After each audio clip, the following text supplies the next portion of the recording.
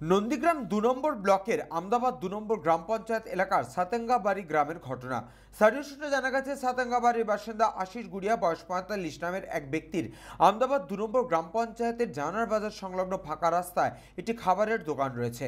গতকাল রাত ১২টা নাগাদ তার দোকানের সামনে থেকে ক্ষতবিক্ষত মৃতদেহ উদ্ধার করে নিয়ে যায় নন্দীগ্রাম থানার পুলিশ।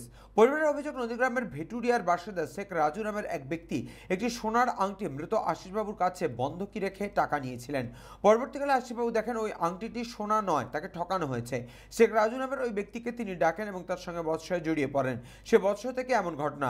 ষাটোর্ধ্ব মৃত আশিস গুড়িয়ার বাবা কলকাতায় ব্যবসা করতেন। একটি দুর্ঘটনায় তিনি এক পা খুইয়েছেন। ছেলের অকাল মৃত্যুতে তিনি শোকাচ্ছন্ন হয়ে পড়েছেন। ক্যামেরার সামনে কান্নায় ভেঙে পড়ে তিনি তার ছেলের মৃত্যুর জন্য দায়ী শেখ রাজুর শাস্তির দাবি জানিয়েছেন। এই ঘটনাকে কেন্দ্র করে নন্দীগ্রামে শুরু হয়েছে রাজনৈতিক চর্চা। এই ঘটনার জন্য সম্পূর্ণভাবে প্রশাসনকে দায়ী করছে বিজেপি।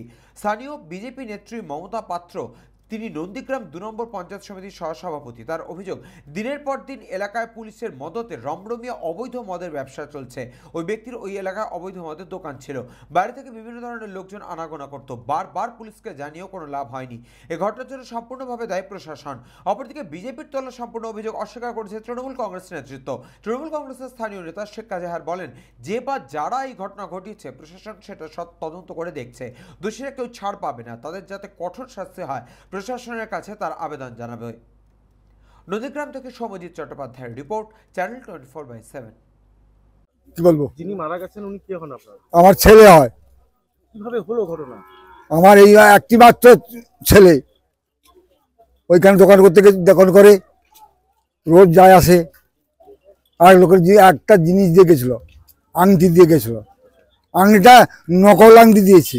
শোনা নয়, বলবো যে এটা প্রশাসনিক দুর্বলতা। পুরো ঘটনাটা দিনের পর দিন যে হিন্দু লোক মারার হচ্ছে, আর এরা কিন্তু নিরীহ লোক। ওনার একটা ব্যবসা ছিল এই এলাকার মধ্যে, আপনারা খোঁজ নিয়ে দেখবেন যে অবৈধ ব্যবসা, মদের ব্যবসা। সেখান থেকে পুলিশ কিন্তু তোলা তুলে ওইখানে এখনো আপনারা গেলে দেখতে পাবেন যে কাঁচের বোতল, মদের বোতল টোতল পড়ে আছে।